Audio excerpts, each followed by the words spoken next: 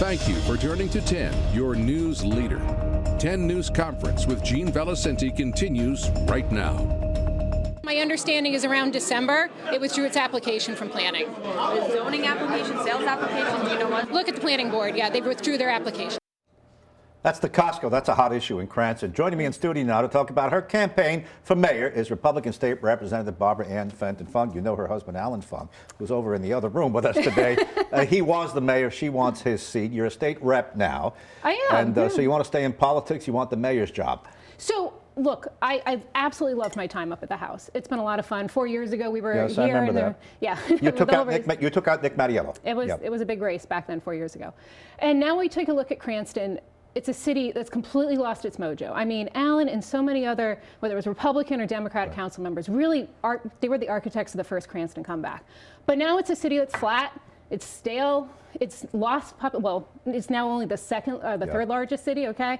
We've fallen behind Warwick in terms of the livability rankings, okay? Cranston, we're raising taxes year over year, despite having this huge windfall of money from the ARPA funds. Right. Up at the State House, you know, we've been able to actually cut taxes. I know during that race in 2020, everybody said, oh, if she gets elected, we'll never get rid of the car tax. Well, not only did we get rid of it, we got rid of it a year early. We cut taxes. We eliminated the tax on military pensions. Yep. We've eliminated the tangible tax for 75% of all businesses. We're going to have a ton to say when we actually product produced with all those ARPA funds up at the state level. Yeah, I have a pretty good memory. The car tax was Nick Mattiello's initiative. Steve Frias, Nick Mattiello. I know, but Nick Mattiello was the speaker. He got rid of that. Also cutting the pensions. He wanted to do that, the tax on military pensions. So there were some things that we have to give him credit for, even though he took him out. He had his problems in court and things like that. He started it and we finished the job. All right. Now, you just said Cranston lost its mojo? It did. I work in Cranston. And it's wonderful. It's wonderful. I'm glad you're here.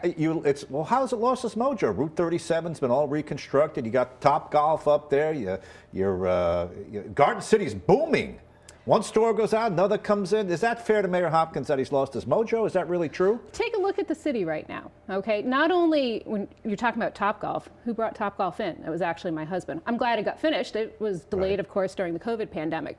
But then we look at issues like you talked about Costco and the lead-in here. And that's been something that, look, it was announced, I think it was on your station back in August or September. Oh, they're coming, they're coming. Well, it turns out, I guess they withdrew their application 3 days later and nobody said anything, okay? And, you know, again, what are they hiding all that time? Where are the new businesses? We see, again, Rolfe Square, Knightsville, Patuxent Village. We've done a little bit of the dressing up. Where is the businesses coming in? We have a beautiful new E-Tree Park that we put a ton of state money into and a ton of federal money. Yes.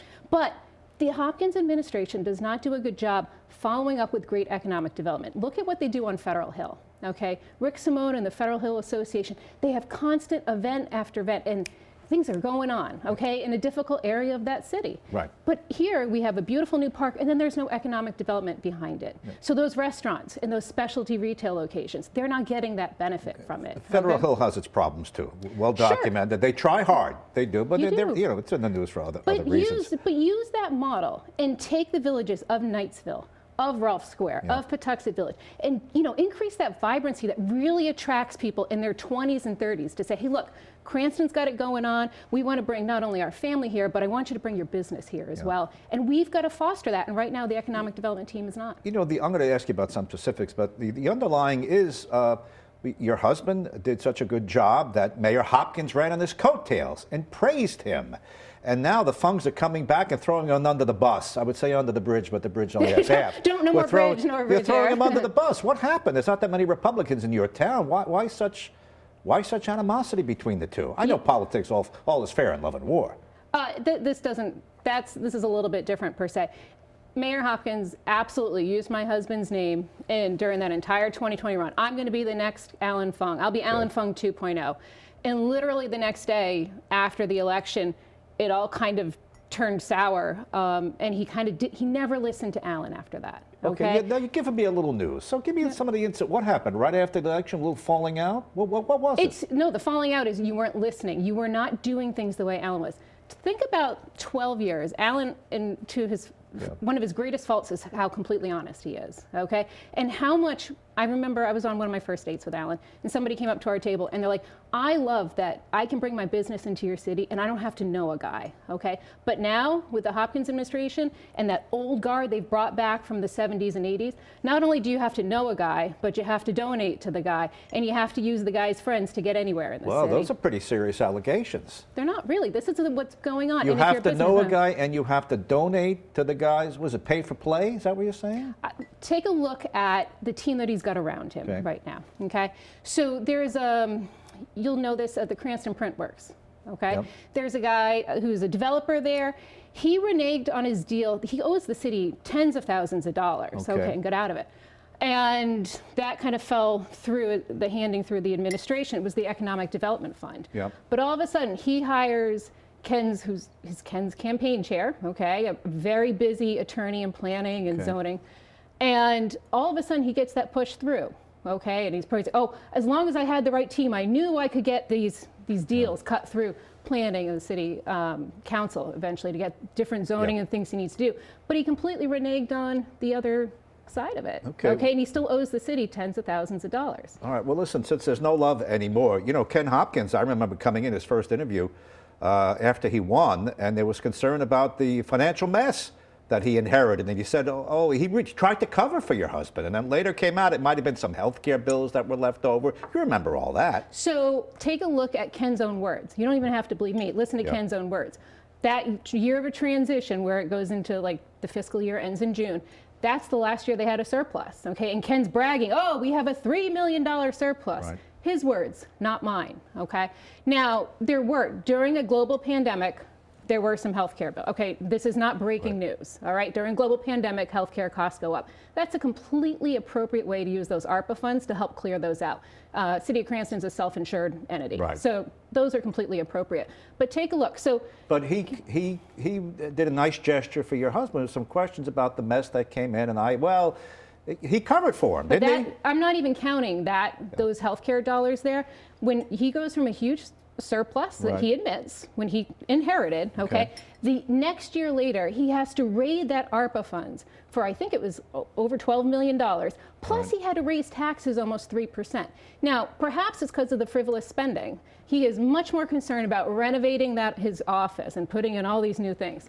And, you know, buying new cars for everybody and all these big new cars. That was just something that when my husband, even Mayor of Cranston was around in war, you know, those little things went away because you remember my husband was really kind of bringing that city, you know, when he first took over, it was in a lot of financial trouble. So it was all what do we need to have instead of all the nice to haves. And Ken's done a lot of frivolous spending so far. All right, he's going to have a chance to rebut you, and we'll play some of your remarks to him, and he can say whatever he wants. Let's do a quick lightning round. A lot of things in Cranston. All right, you got Topgolf. You're happy with the way that went. You're going to give your husband credit for landing that. He landed it with the city council for sure. Yeah. Would you give Ken Hopkins? He closed the deal. He got it. He got the name change. It's up and running. Yeah, I mean, that even Providence Business News was saying, like, what is Ken doing when he was talking about, we got to have a certain thing. They called it, he had a real parochial type of leadership that he wanted gives the state a bad name. Yeah. Rhode Island Top, Rhode Island Topgolf as opposed to Providence Top. He was going to risk all those jobs, and that was ridiculous. Costco, will you land Costco if you get in? Yeah, so Costco's a thing that's been going on for 7 or 8 years. I actually like the current location that they've proposed for it. I know they've withdrawn their application, but I actually liked that the best of everything there. But you can't have all your eggs in one basket. And so that's really when I'm looking at how are we going to take a look at economic development in the city. I brought forth at the announcement, idea of fostering a biotech and a biomed sector here in Cranston to help stabilize taxes. You can't have all your eggs in one basket. All right, just a quick footnote. So Costco looks like to me it looks like it's dead. Would you revive it or you'll let it go? It's one of those things that we'll absolutely have a discussion with them if they're really serious. I mean, again, it's been 7 or 8 years. This location that they've identified or was identified the past few months seems to be the best. So we'll absolutely talk to them, but we're not going to put all our eggs in one basket, and we're going to take a much broader and much more proactive approach to economic development. You're almost envisioning, I asked you before the show, your top issue, you said meds and eds. You would like some kind of a bio/medical district in your town? Where would you put that? So in your city? Especially on the eastern side of the city, there's the Wellington and Elmwood corridors that are just ripe for revitalization and would be a great spot for this. We can partner with the state. We do all these big biomed initiatives over the past few years up at the State House, and I really like to kind of partner with them on that and we'll spread it around generously. And because I think Cranston too offers something that like an inner city like Providence or Pawtucket might not, a little more family friendly. I really want to make Cranston the most dynamic and family friendly city in this state and in this region. And that requires firing on all cylinders. All right, Speaker Shekarchi is pushing for more affordable housing. He's going to come knocking, oh, Cranston, I see a lot over here. I think you should put up some affordable housing. How about a mother-in-law, little building in the back? Are you good with all of this?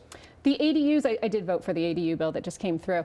I think, especially when I go door to door in Cranston, the number one issue I hear around housing is really for seniors right now. We don't have assisted living and independent living committees that we really need to that level, and a lot of single level housing. You know, I go to a lot of doors and some of the widows are just saying, I can't afford my insurance anymore. I can't afford, the utility rates keep going up. My taxes keep going up. So I would really like to partner with the speaker and all the developers to say, hey, look, where can we go with some targeted housing plans that really address people with disabilities and seniors? That'd be my first priority, and then we'll expand it out from there. But I think our seniors who have been in this town for years and decades really deserve us to kind of focus on so that they can age in place, that they can go to their pharmacist they've been with forever, that they can go to the same banker, and they can go to Knightsville at night and have a good meal. And so that'd be my first way I tackle the housing crisis here in our city, and then we'll kind of keep expanding from Budlong Pool? That's a fiasco. That should have. It is a fiasco. That's a fiasco. Yeah. We don't have to fact check that. We don't have to go through the whole. We're not going to debate the whole thing again. What I would have done with that ARPA money is said, you know, what could we do to revitalize this entire area and maybe even enclose it? Thinking like a McDermott pool, because right now it's really functionally only available about 2.5 months a year. What could we have done differently and said, hey, let's make sure it's an indoor facility that we could rent out for the schools, we could rent out to other private organizations. You're not only just breaking even, but trying to make some money, you know, in a way that adds value to our city. And you had a couple of areas in Cranston flooded, first time. You haven't flooded before. That's on your radar? It absolutely is, because it's not just Patuxent Village anymore. It's like when the mighty Patuxent floods so over toward Western Cranston. Absolutely, Molly Drive, Garden Hills. We're experiencing really intense storms, okay? And that infrastructure that was put in place 100 years ago really wasn't designed to handle that. And so not only we have a ton of money right now to revive and replace a lot of the lead pipes, while you're down there and pulling all of that out, let's take a look at some of the other infrastructure and try to update it and really work with our teams to be very proactive. It also kind of feeds into one of my big pet projects over the past year or two up at the State House is trying to revitalize Meshanticut Lake. During redistricting, that ended up being part of my district, and that is actually being hit by a ton of flooding in 5 different directions, which has led to erosion and a very unhealthy lake at the moment. So yeah, we have a lot of environmental issues. That came up on the radio, Meshanticut Lake. When I took over, that was like literally my first ask of Speaker Shekarchi, and he's been a great help in partnering with DEM on that. Yeah, some of the issues, but we got a minute to wrap it up. We can't leave out the ACI. That is like the hole in the donut in Cranston. The ACI, the hospitals. What is your vision for that? The state land? Mayor Hopkins held the line on no more homeless shelters. No pallet shelters there. Absolutely not. No pallet shelters. Not even another homeless shelter. Said we have enough. We do more than our fair share. We house Harrington Hall, which is of course the shelter of last resort. As a state rep, we've gotten it down to about. When I first took over, there were about 52 sex offenders there. We worked with Crossroads. They've coordinated better with the Department of Corrections, and that number is way down. It was down over 40% last time I checked. All right, just quickly, you live in Cranston, you pay taxes in Cranston. Your taxes went up under Ken Hopkins. A lot, yeah. Well, he says just a bit, just enough to cover but it went up. 3% the first year, his first bad budget. And then last year again went up over 2%. And now we have redistricting this year, not redistricting, I apologize, re-eval year. So we'll see how it all turns out. Do you think if you get in, you'd be able to roll that back? Or you can't make that promise? I would never make that promise to roll it back, but I want to foster a much better economic development team to help stabilize taxes while still investing in the things we need to, like our schools. Okay. We didn't get to schools, but we will. We'll follow up on the radio. We'll have you in again before the election comes. Thanks for coming in. Thanks so much, Barbara Gene. Ann Fenton-Fung, State Representative, now running for Mayor of Cranston to succeed Ken Hopkins if she gets over him.